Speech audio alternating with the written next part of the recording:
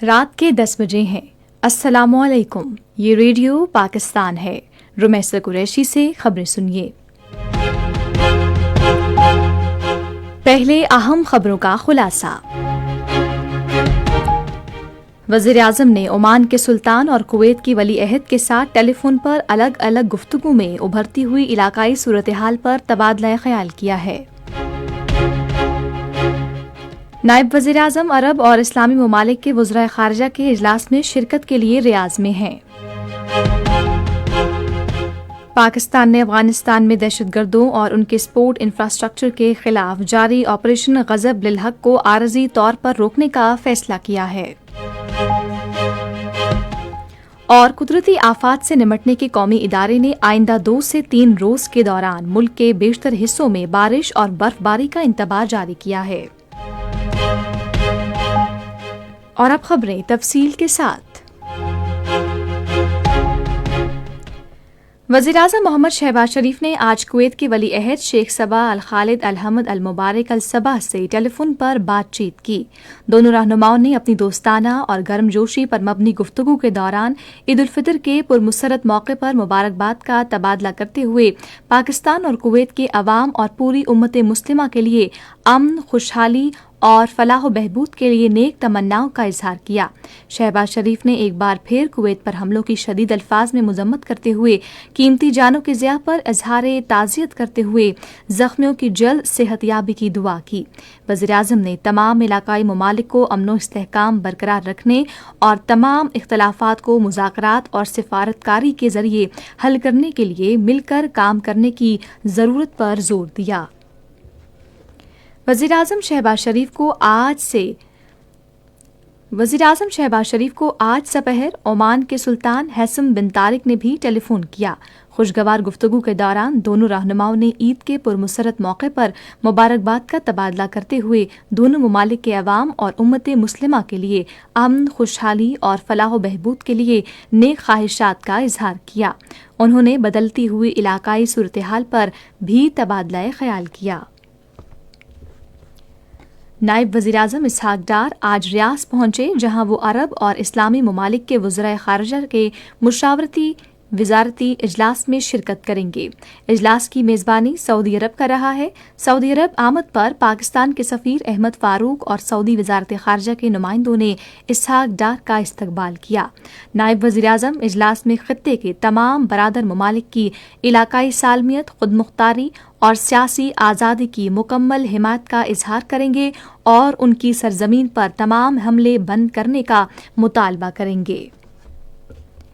Operation غضب للحق کے دوران اب تک 707 افغان طالبان ہلاک اور 938 زخمی ہو چکے ہیں۔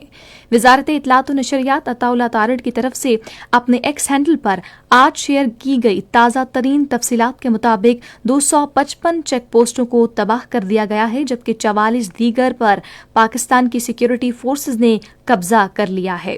اس کے علاوہ آپریشن کے دوران 237 ٹینک، 72 بند گاڑیاں اور توپ خانے کو تباہ کیا گیا ہے۔ پاکستان اور افغانستان میں دہشت گردوں اور ان کی معاون انفراسٹرکچر کے خلاف جاری آپریشن غضب للحق کو عارضی طور پر روکنے کا فیصلہ کیا ہے۔ یہ اعلان وزیر اطلاعات و نشریات عطا اللہ تارڑ نے ایکس پر ایک پوسٹ میں کیا۔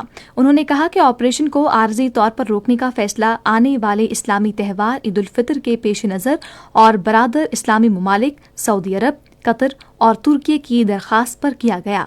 وفاقی وزیر نے مزید کہا کہ وقفہ 18 اور 19 مارچ کے درمیانی شب سے 23 اور 24 مارچ کی درمیانی شب تک لاگو ہوگا۔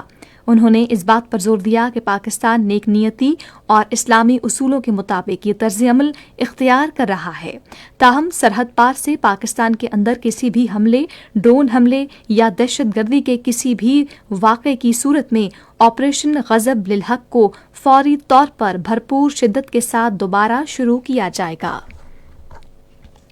پاکستان نے افغانستان میں دہشت گردوں کے بنیادی ڈھانچے کے خلاف پاکستان کی جاری کارروائی سے متعلق بھارت کی وزارت خارجہ کی طرف سے جاری کردہ بے بنیاد، گمراہ کن اور غیر ضروری بیان کو مسترد کر دیا ہے۔ دفتر خارجہ کے ترجمان طاہر اندرابی نے یہ بات بھارت کی وزارت خارجہ کی طرف سے گزشتہ روز جاری کیے گئے ایک بیان سے متعلق آج میڈیا کے سوالات کا جواب دیتے ہوئے کیے۔ انہوں نے کہا کہ بھارت کی جانب سے افغان سرزمین سے پاکستان میں دہشت گردی کی فعال سرپرستی کے ساتھ ساتھ اس کے تاریخی کردار کو بگاڑنے کے تناظر میں یہ بیان محض بھارت کی صریح منافقت اور دوغلے پن کی عکاسی کرتا ہے۔ دفتر خارجہ نے کہا کہ بھارت اقوام متحدہ کی سلامتی کونسل کی پابندیوں کی فہرست میں شامل دہشت گردوں سمیت افغان سرزمین سے کارروائیاں کرنے والے دہشت گرد گروہوں کی حمایت اور سرپرستی سے باز رہے۔ اس سلسلے میں بھارت کو چاہیے کہ وہ پاکستان کی انسداد دہشت گردی کی کارروائیوں پر غیر ضروری تنقید بند کرے۔